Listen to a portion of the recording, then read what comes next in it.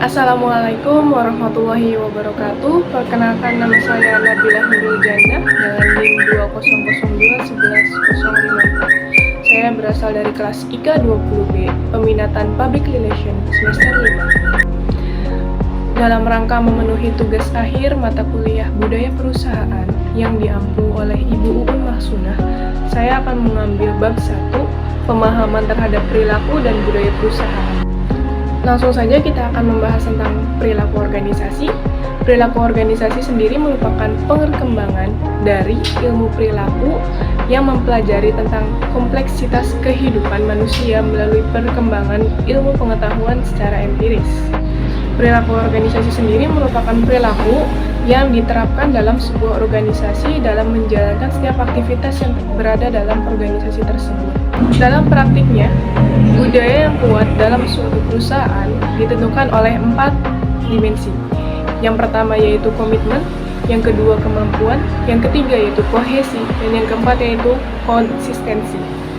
Yang pertama, kemampuan sendiri merupakan kemampuan yang dimiliki oleh setiap insan atau setiap pekerja yang berada dalam suatu organisasi tersebut dalam menerapkan setiap budaya perusahaan yang harus dia terapkan dalam sebuah perusahaan tersebut.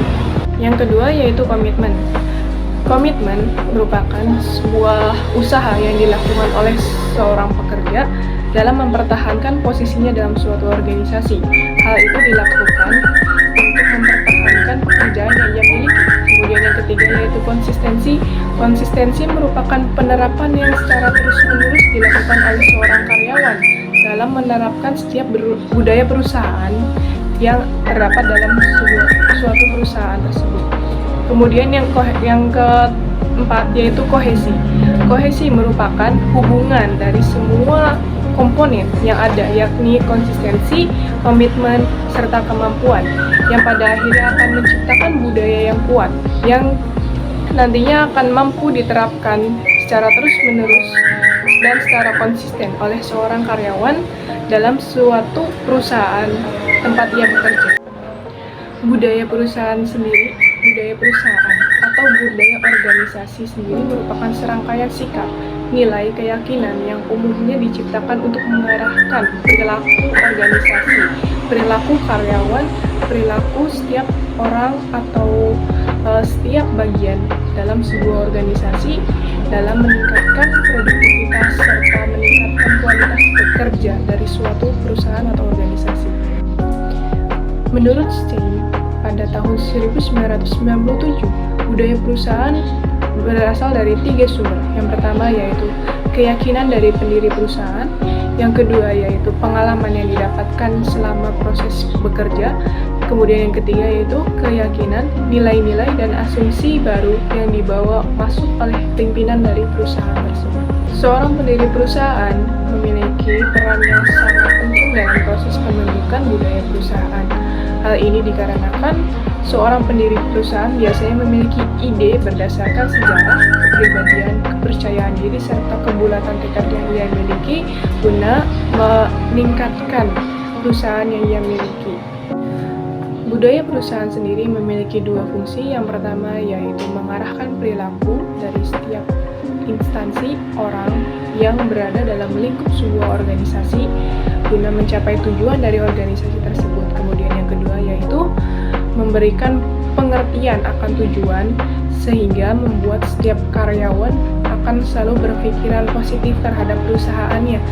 Dan hal ini dilakukan agar setiap karyawan mampu menerapkan tujuan dari sebuah perusahaan tersebut dalam dirinya masing-masing. Budaya dalam proses pengorganisasian menjadi dasar dari desain organisasi yang mencakup tujuan, struktur, teknologi, dan pola pengelolaan dari sebuah organisasi atau perusahaan. Dalam proses keorganisasian, perilaku organisasi didasari oleh budaya perusahaan yang berkaitan dengan tingkat produktivitas dan kepuasan kerja karyawan. Produktivitas dan kepuasan menjadi pendorong munculnya rasa ingin memiliki pada perusahaan, yang dapat menjadi kontrol bagi perilaku organisasi tersebut sehingga meningkatkan produktivitas serta efektivitas kerja dari setiap karyawan atau setiap instansi yang berkaitan dalam sebuah organisasi atau perusahaan tersebut. Secara umumnya, budaya perusahaan sendiri memiliki 5 peran. Yang pertama yaitu sebagai rasa memiliki dan sebagai kebanggaan atau identitas tersendiri bagi setiap karyawan terhadap perusahaan tempat ia bekerja. Kemudian yang kedua yaitu budaya perusahaan dapat memudahkan terbentuknya komitmen serta pemikiran yang lebih luas lagi kepada seluruh karyawan untuk selalu menempatkan kepentingan pribadi di bawah kepentingan perusahaan. Kemudian yang ketiga yaitu memperkuat standar perilaku dari sebuah organisasi dalam membangun pelayanan superior kepada setiap konsumen atau pelanggannya.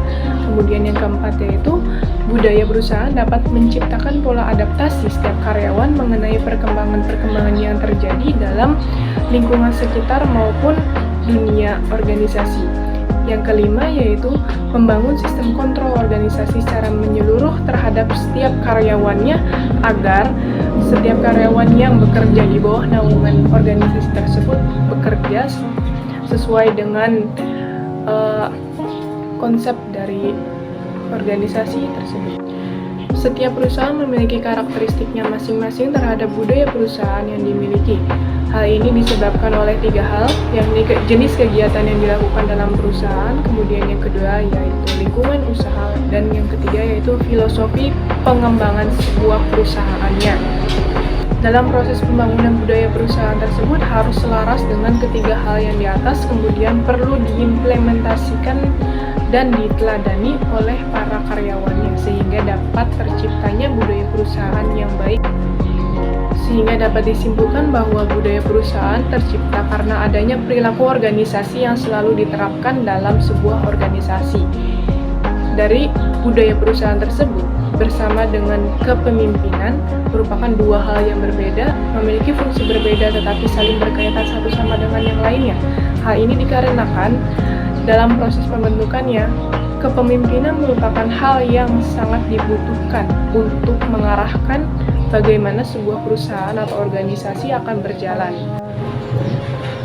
Pengimplementasian dari budaya perusahaan tersebut tentu saja tidak akan jauh dari ketiga hal yang tadi, yakni jenis kegiatan dari organisasi, kemudian lingkungan usaha, serta filosofi pengembangan yang dilakukan oleh pendiri perusahaan tersebut. Sekian presentasi dari saya mengenai bab 1, pemahaman tentang perilaku perusahaan dan budaya perusahaan.